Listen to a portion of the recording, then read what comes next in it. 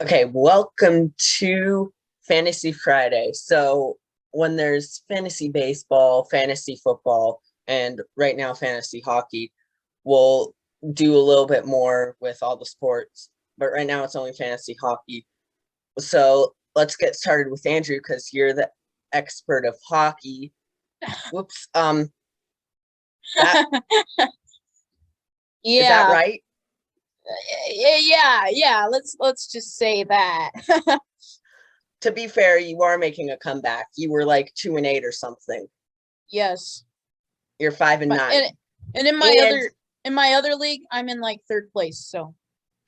And let's just highlight this here.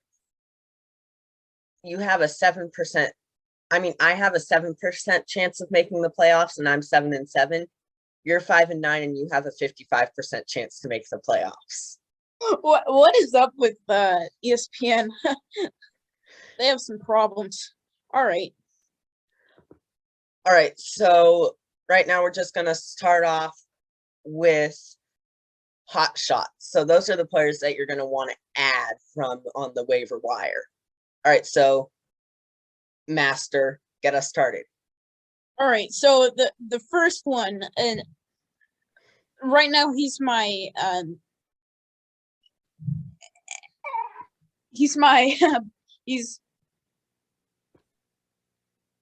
what's the word? My backup goalie, Ville Husso. He has 77 fantasy points, but he's only played just a few games, and that's because beforehand the starting Blues goalie Binnington is not doing very well. He was at the beginning of the season, but now he's not. But once Ville Husso walked in, he became a star, and he's just been getting points rapidly. So, yeah, that's my first one. My second one would be Mats Zuccarello, and that's probably that's only because he has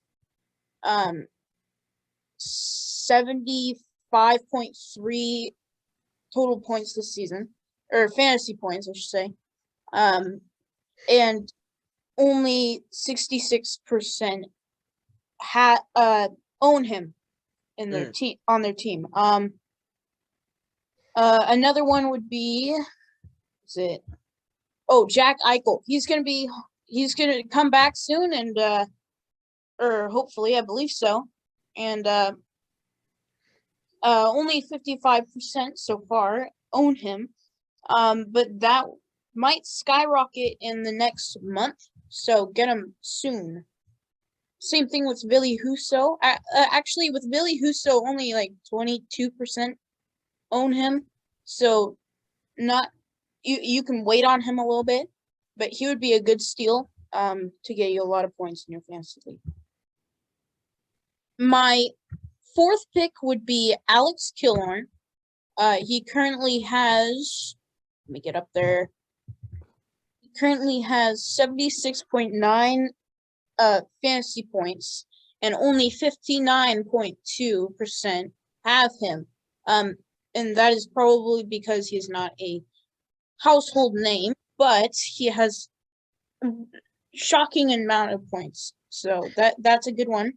Yeah, I've noticed that a lot. Like, not a lot of people know the person's name, and so they just look over him. But then you look at his stats, and then he has record-breaking stats. Exactly. If you even looked down on the free agents list, you would see a lot with like 70, 60 points this season, and that's pretty good. Yeah. Especially for small names like my next one, Ivan Barbashev. Yeah, like I barely heard of him. I've heard of him, but barely. He has 78.1 points this season, and he's only 45.8 own him. So that would be a good. Those would be good players to add. All right, so my 5 hot shots. I'm starting off the list with Ryan Hartman, and this is one of the many players on my list that on my hot shots list that I was looking at on the free agent list, and I'm making cases for them on why people should sign them, and then I end up convincing myself to do it.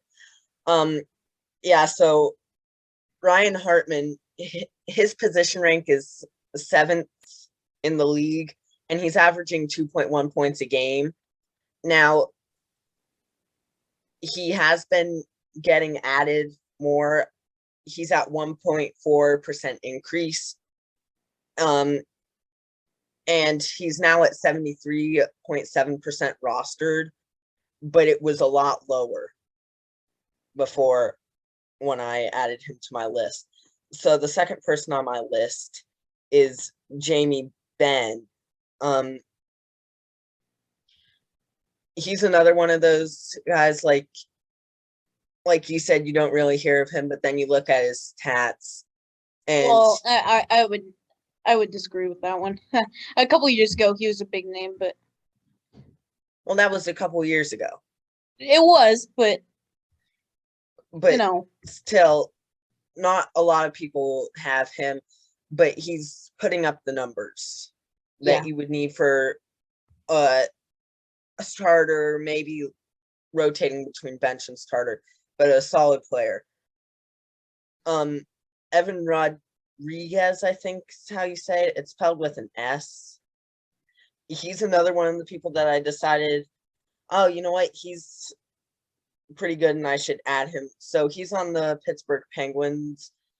Only 39.6% roster him, and he's going down. So he's going to be on your waiver wire a lot.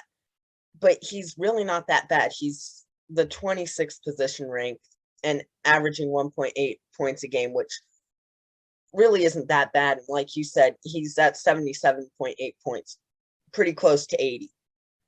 Yeah. My next player is Adrian Kempe or Kempe. Kempe, yeah, Kempe. He made the All-Star. He's having the best season ever. Sorry, I stole your spotlight for a second, but I really like him. Yeah, he plays for LA, one of your favorite teams, and he's not even half the owners in all fantasy hockey have him, but he has 70 points, fantasy points this year, and he's a solid bench player that can give you good results when you start him. And then my fifth and final hot shot is Carter Verhaeghe. Verhaeghe. Yeah. Yeah. So he was looking very good. I think if I remember correctly, I added him onto my list because he had pretty good stats. They weren't the greatest stats in the world, but I think I added him because he just had a really cool name and he was pretty good. He was putting up pretty good stats and the last name's cool. All right, so now for your people on thin ice. So those are the people that you're going to want to drop in order to get the hot shots.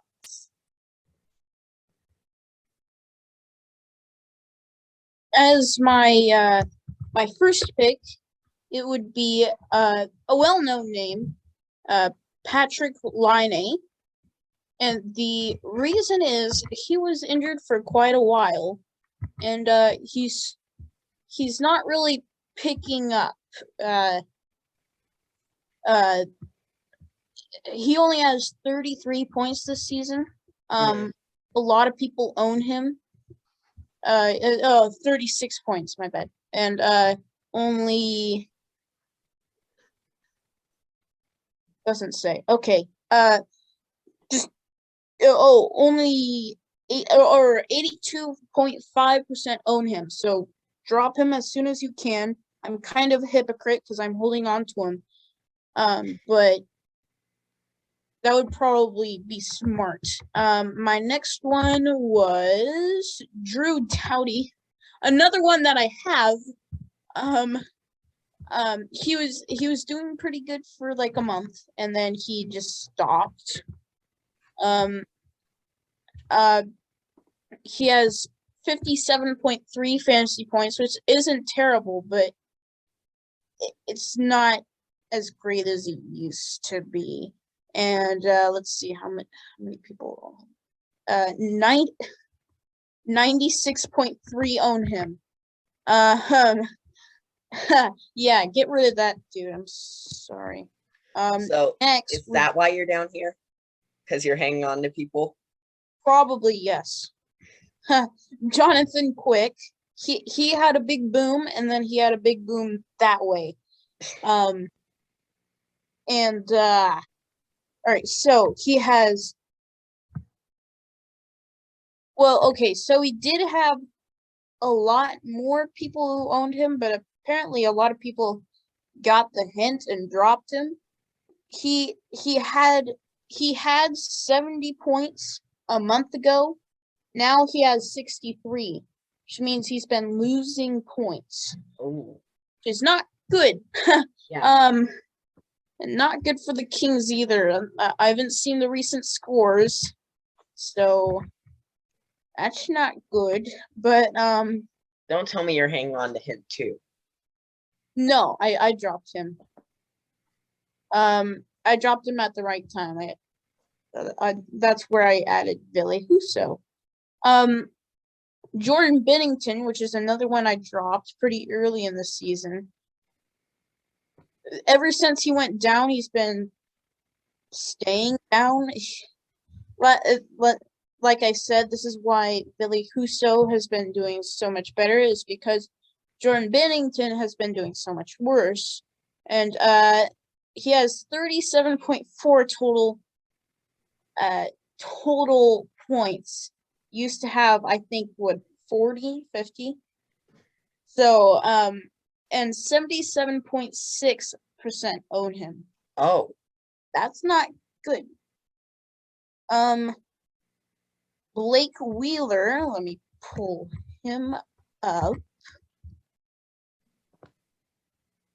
Okay, 85% own him, but he has 41.5 total points. Just, I don't even need to explain anymore, okay? Yeah. And I hate to say this, but I'm holding on to him too. Anyway, moving on. So my people that are on thin ice, I'm starting off with Ryan Strome. 76% own him. He's only averaging 1.5 points a game, and he only has 60 points. Not very many people are adding him or dropping him. Right now, his roster is staying the same, but more than 3/4 own him, and I understand if he's on your bench, but if he's your starter, there's some problems. Yeah. My second one is Rasmus Ristolainen. Rasmus Ristolainen. Yeah, that's a mouthful. But okay, sorry, just a second. Let me pull him up. Oh, I actually added him recently. I kind of disagree with him, but he's a good bench for me. Yeah.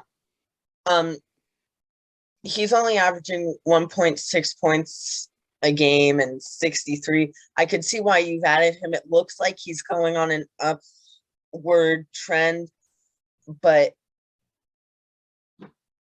we've been naming so many other good players that Uh, he's a downgrade from the people that we're adding. yeah, he's a good backup, just not a great starter. I know what you mean. So now I know you're going to disagree with me on this one. Uh-oh. Jack Eichel is my third person on thin ice. Okay, okay. I'll hear you out. So he's on injured reserve right now. And like you said, 55% own him. So about half the owners, just a little bit more. Now, he hasn't played since last year, and he's on a new team. We haven't really been able to see him perform yet on his, well, we haven't been able to see him perform yet on his new team. We're not sure exactly what role he's going to play. There, I imagine it's going to be a good one, but there's always some sort of speculation around him that just doesn't seem like a good thing to have him on your team. Now, and the other reason, he's on injured reserve, and yes, he'll be coming back soon, but I don't see the reason to hold on to someone that may or may not be a good everyday starter for at least 3 more weeks, and you're not even sure what return you're going to get out of him. Okay, I agree with you and disagree with you. Can I follow you up on this?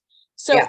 I agree. I don't think you should get him now, but if you have an injured reserve spot open, then that would be a good spot unless you need that injured reserve spot open for your new player that is injured.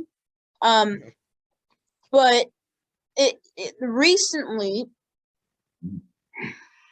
he went into non-contact practice. It was a non-contact practice, so that's a good sign. But yeah, I agree with you. Yeah. Mostly.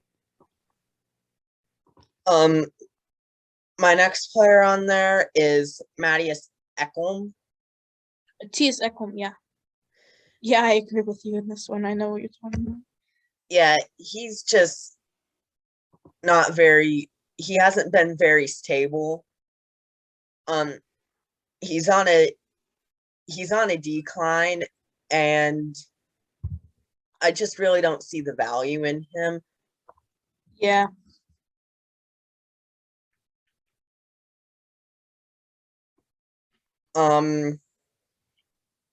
Yeah, I just don't see the value. He's only scoring 1.2 points per game, and his position rank is 109th. There's only, what, 30 teams in the NHL? Yeah, 32. Yeah, That's not he's good. only scoring 50 points a game. It's, Yep. yeah, he's not, He's not yeah. that. And over half the teams have him. So, yeah, he's just not a very good pick. And then my very last person on thin ice is Phil Kessel. Phil's thrill.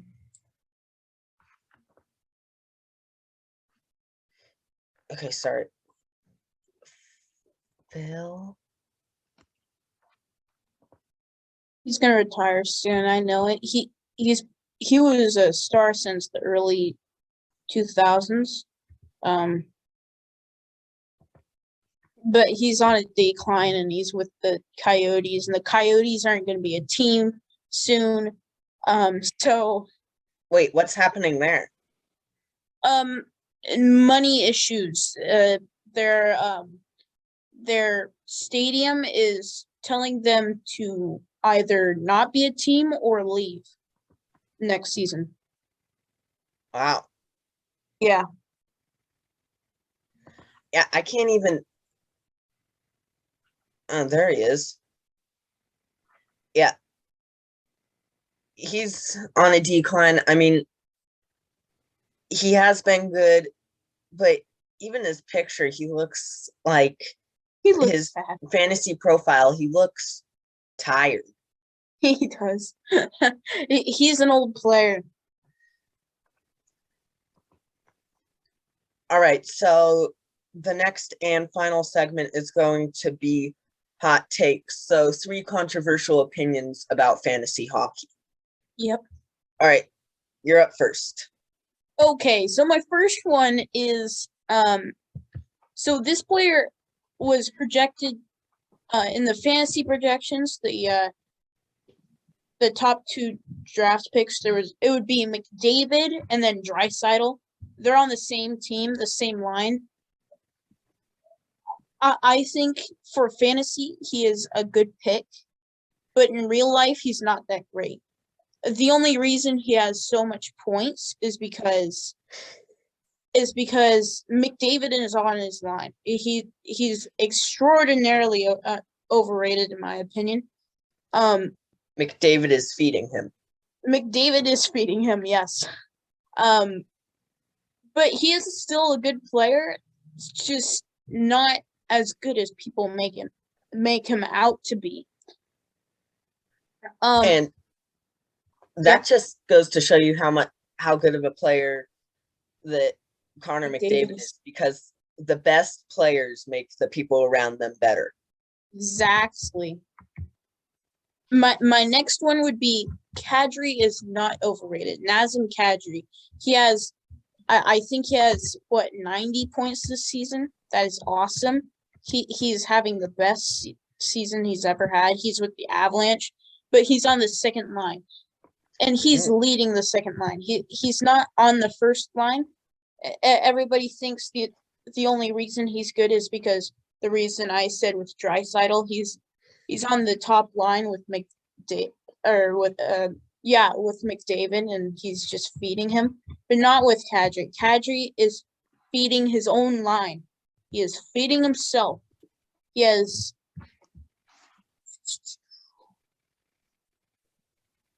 98.7. Wow. Sheesh. That's really good. I added him at the correct time. And that's probably what has got me through this comeback. Yeah. Yeah. All right, what's my next one and last one? Goalies are not a good high pick. Now, the reason I'm saying this is because some of the worst goalies that we thought were never going to be that great, like Ville Husso, John Gibson, Ilya Sorokin, all three goalies that I have right now, that no one thought they would be good, because John Gibson is old for a hockey player, so we thought he was going to retire this season. Ilya Sorokin is just a dude you've never heard of. Same thing with Ville Husso. But if you go to their stats, John Gibson has 89.2 fantasy points. Ilya Sorokin has 92.2 fantasy points. Ville Husso has 77.2 fantasy points. So with the goalies, I would get some middle ground players and then keep an eye on them carefully through the season to see which ones are going to go up. Like stocks. Stonks. That's it. Yeah, so my first one is kind of similar to what you said, but so I said that goalies are, like, most goalies are overrated, and like you can get good ones and better ones than what you have in the waiver wire. Like,